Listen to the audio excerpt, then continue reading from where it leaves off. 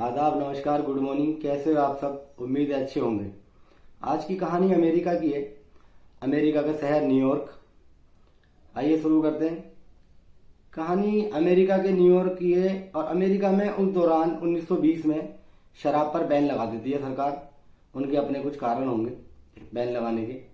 और जब वो बैन लगाती है तो वहाँ पर इकोनॉमी कहीं ना कहीं डालमडोल होने लगती है। और इसी तरह जब डालमडोल होने लगती है तो वहाँ जो प्राइवेट और गवर्नमेंट डिपार्टमेंट होते हैं उनमें से लोगों की जॉब की छटनी होने लगती है।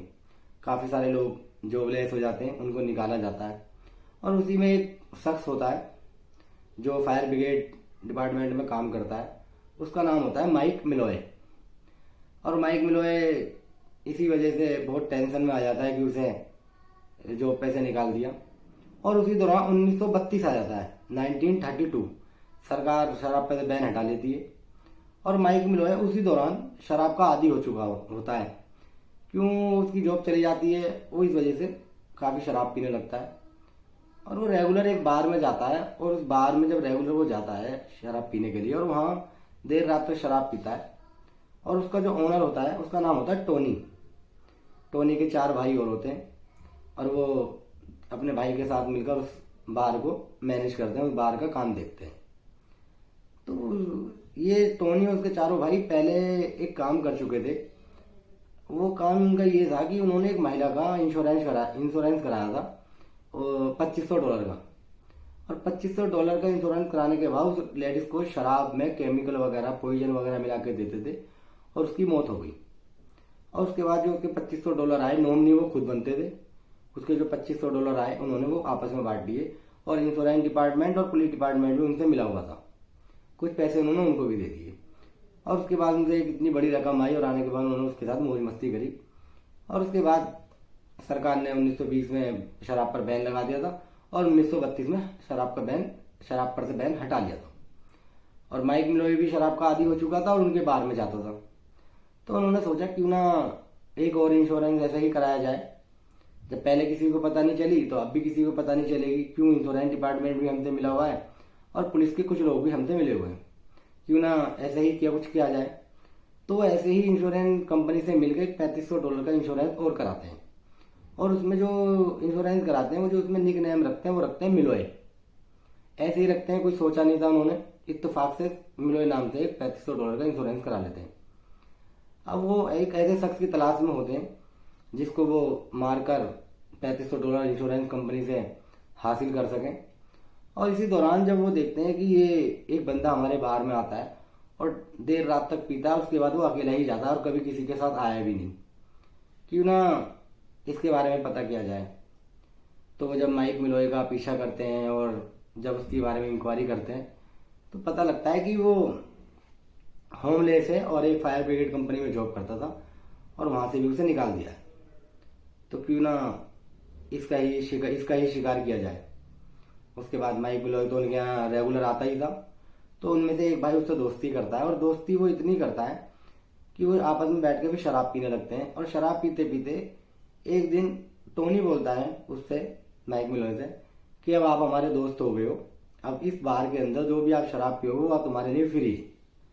माइक मिलोय तो खुश हो जाता है कि उसके पास पैसे भी इतने होते नहीं थे कि अब उसे शराब पेट भर पीने को मिलेगी और जब तक वो चाहेगा जब तक पी सकता है। वो इसी दौरान खूब और शराब पीता है। फिर वो अपने काम को अंजाम देने की तैयारी करते हैं, पांचों भाई। वो फिर उसको माइक मिलोय को शराब में केमिकल वगैरह मिला के देते हैं। 3-4 दिन तक देते हैं रेगुलर। और माइक मिलोय जो शराब थोड़ी नहीं पीता था, बहुत मात्रा में पीता था, बोतल की बोतल। उसके बाद जब उन्होंने 3-4 दिन वेट किया तो देखा तो ये तो मरा ही नहीं, कि भाई ये तो मरा ही नहीं, अब क्या करा जाए। और ये शराब भी इतनी पी रहा है और हमने इसे केमिकल भी काफ़ी दिया, तो क्या करा जाए। उसके बाद वो एक केमिकल लाते हैं जिसका नाम होता है एंटी फ्रीज। वो उसको शराब में मिलाते हैं और उसे रेगुलर पिलाते हैं।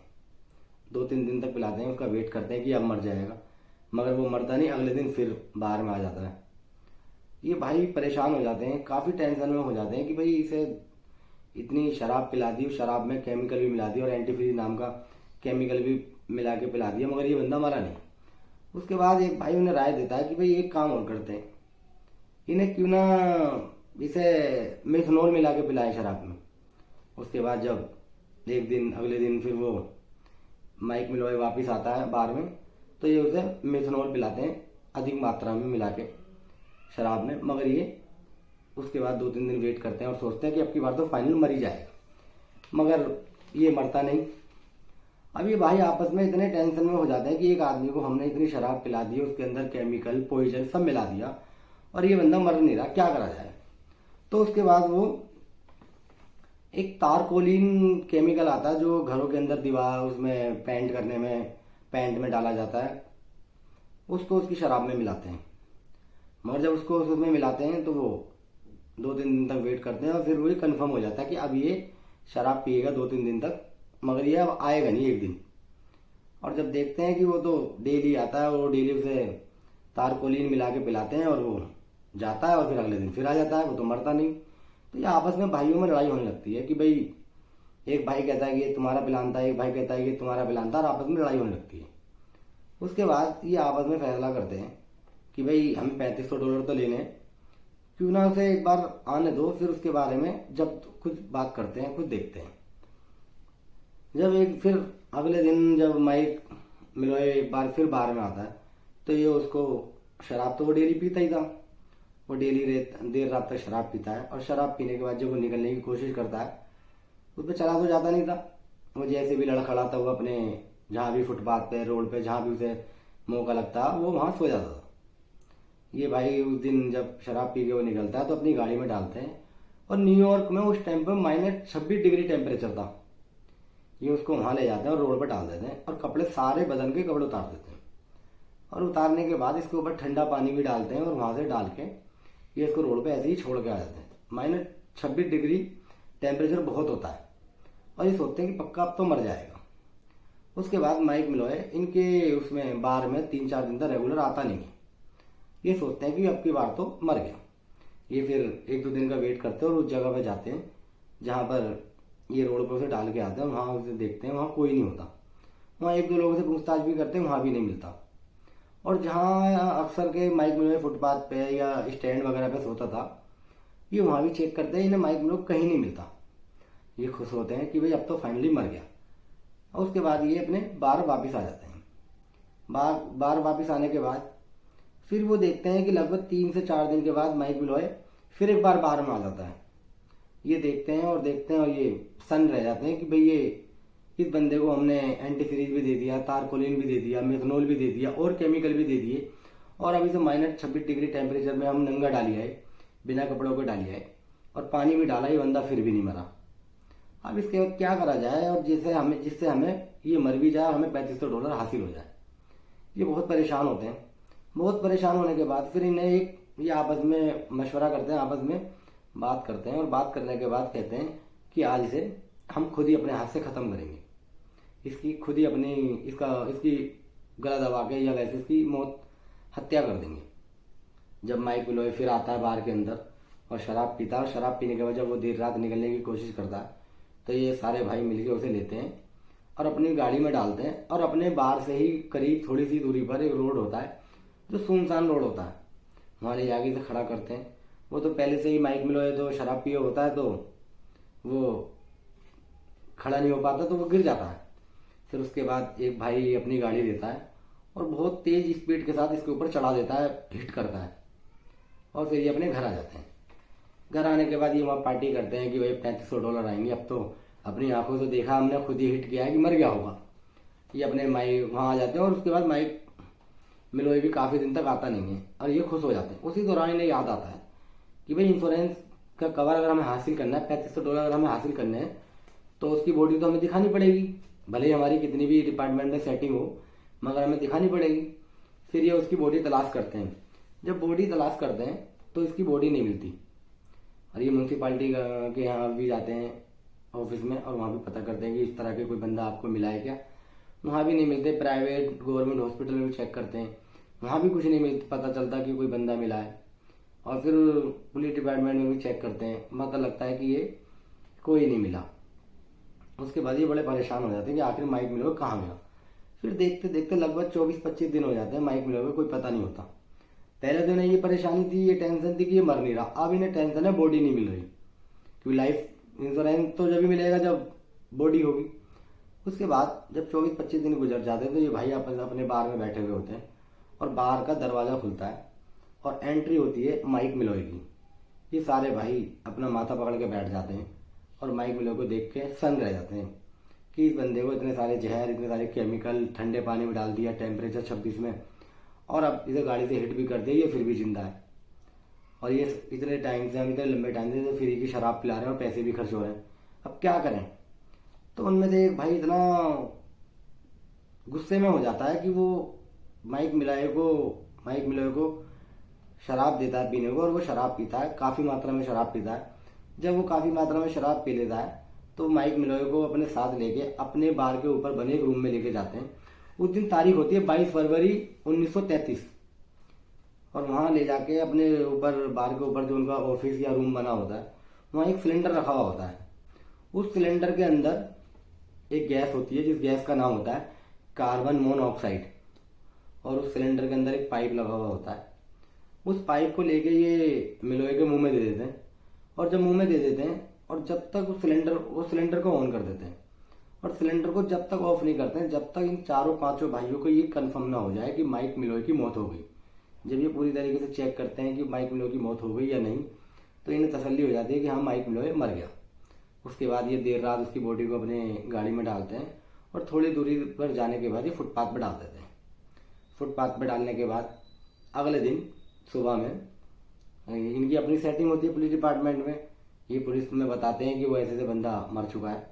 पुलिस बॉडी की तहकीकात करती है, और तहकीकात करने के बाद सारी सेटिंग होती है इनकी, और फिर ये इंश्योरेंस डिपार्टमेंट में उसकी सूचना देते हैं कि हमारा जो रिश्तेदार है जिसके ये नॉमिनी बने होते हैं मिलोय के, वो मारा जा चुका है, तो हमें उसका इंश्योरेंस कवर दिया जाए। इंश्योरेंस कवर डिपार्टमेंट में भी जो कुछ लोग होते हैं वो मिले हुए होते हैं, और वो इनके अकाउंट में $3500 ट्रांसफ़र कर देते हैं। उसके बाद इंश्योरेंस डिपार्टमेंट में और पुलिस डिपार्टमेंट में पैसे देने के बाद ये पांचों भाई आपस में वो पैसे बांट लेते हैं, और बांटने के बाद सब इस तरह ही चलता रहता है। उसके बाद लगभग 2 से 3 महीने बाद ये भाई आपस में बाहर में ही उन पैसों के बारे में कुछ बातचीत कर रहे थे, कुछ हिसाब कर रहे थे। इसी दौरान आपस में चारों पांचों भाइयों में झगड़ा हो जाता है। झगड़ा वो इतना हो जाता है कि आपस में मारपीट हो जाती है, और मारपीट के दौरान जो बार के अंदर जो लोग शराब पीने आए हुए थे उनमें से एक शख्स वो बीच में बोल पड़ता है इन भाइयों के, और इनसे लड़ाई ना लड़ने की बात कहता है। तो ये पांचों भाई मिलकर उसे पीटते हैं, और उसे पीटने के दौरान उस शख्स की मौत हो जाती है। जब मौत हो जाती है तो बाहर में से ही कोई पुलिस को फोन कर देता है, पुलिस आ जाती है। पुलिस के आने के बाद पुलिस इन चारों पांचों भाइयों को उठा के अपने हिरासत में लेती है, पुलिस थाने ले जाती है, और पुलिस थाने ले जाने के बाद इनसे पूछताछ करती है कि तुमने क्यों मारा।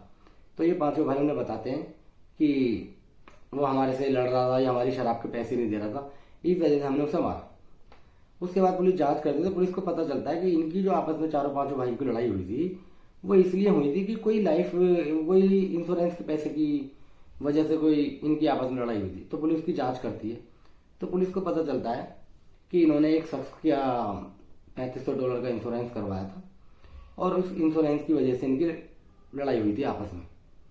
तो पुलिस जब पांचों भाइयों से सख्ती के साथ पूछताछ करती है, और वो देखती है कि इन्होंने किस तरह से इन्होंने हत्या की है या क्या किया है जो इन्हें $3500 का इंश्योरेंस मिला है। तो पुलिस पांचों भाई पहले से ही हिरासत में होते हैं, उनके साथ सख्ती के साथ पूछताछ करती है।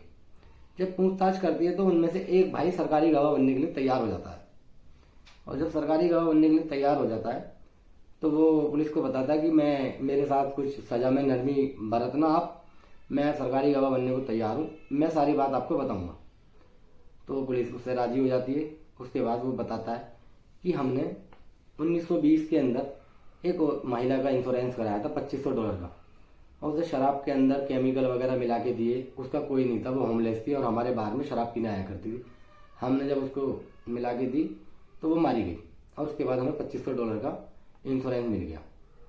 फिर पुलिस पूछती है कि अभी हालिया केस क्या है, तो बताते हैं कि 1933 के अंदर 22 फरवरी 1933 में हमने एक शख्स था जिसका नाम था माइक मिलोय, उसको भी इसी तरह मारा। उसको हमने शराब में केमिकल भी दिया, और एंटीफ्रीज एक केमिकल आता है वो भी शराब में मिला के दिया, और हमने उसको मैथनॉल भी दी, तारकोलिन भी दिया, मतलब 7-8 तरीके से उसको हमने जहर देने की कोशिश की, मारने की कोशिश की, और गाड़ी से भी हिट किया, मगर वो मरा नहीं। और लास्ट में हमने उसको कार्बन मोनोडाइऑक्साइड से सिलेंडर का पाइप उसके मुंह में दे दिया था गैस का, जब उससे उसे मारा, और जब वो मरा उससे हमें $3500 मिले। उसके बाद पुलिस उन्हें कोर्ट में पेश करती है और कोर्ट उन्हें 5 भाइयों में से 4 भाई को सजाए मौत देती है। एक भाई सरकारी गवाह बन चुका था, उसे जेल भेज देती है। और 4 भाइयों में से जो चारों को मौत की सजा देती है फांसी की, उस वक्त न्यूयॉर्क में इलेक्ट्रिक चेयर पे बिठा के मौत देने की परंपरा, वो कानून था। तो वो 3 भाइयों को तो एक साथ मौत दे देते हैं, और उसके बाद एक भाई को 7 जून 1934 में मौत देते हैं इलेक्ट्रिक चेयर पर बिठा के। और उसके बाद जब ये बात मीडिया में आती है कि भाई ये कैसे हो सकता, और 5 भाइयों ने उसे मिलके मारा, पहले उसे मिथनॉल दिया, फिर उसे तारकोलिन दिया, और उसको गाड़ी से हिट भी किया, ठंडे पानी से भी नहलाया उसे, टेम्परेचर 26 उसमें ठंड में इतनी, और वो जब भी नहीं मारा। तो मीडिया में ये बात फैल गई और मीडिया ने उसको, माइक मिलोए को कई नाम दिए। कुछ मीडिया चैनलों ने उसको ये बताया कि वो आयरन मैन है, स्टील से बना हुआ था, जो इतने केमिकल वगैरह देने के बाद भी वो मरा नहीं। तो कुछ मीडिया वालों ने उसको नाम दिए, वो नाम थे आयरन माइक, माइक द डोरेबल, इस तरह के नाम दिए, द ब्राउन, इस तरह के कुछ नाम दिए मीडिया ने। तो ये थी एक ऐसे शख्स की कहानी जो जॉबलेस था और होमलेस था, और उसको 5 लोगों ने मिलके मारने की कोशिश की 8 बार, मगर वो फिर भी नहीं मरा, और 9वीं बार में लास्ट में उसको एक गैस से मारा गया। तो ये थी कहानी अमेरिका के शहर न्यूयॉर्क की। आपको कैसी लगी हमें कमेंट बॉक्स में बताएं, और हमारे चैनल को सब्सक्राइब करें और बेल आइकन प्रेस करें ताकि आपको नोटिफिकेशन मिलती रहे। मिलते हैं एक और नई कहानी के साथ, जब तक के लिए शुक्रिया, बहुत बहुत शुक्रिया।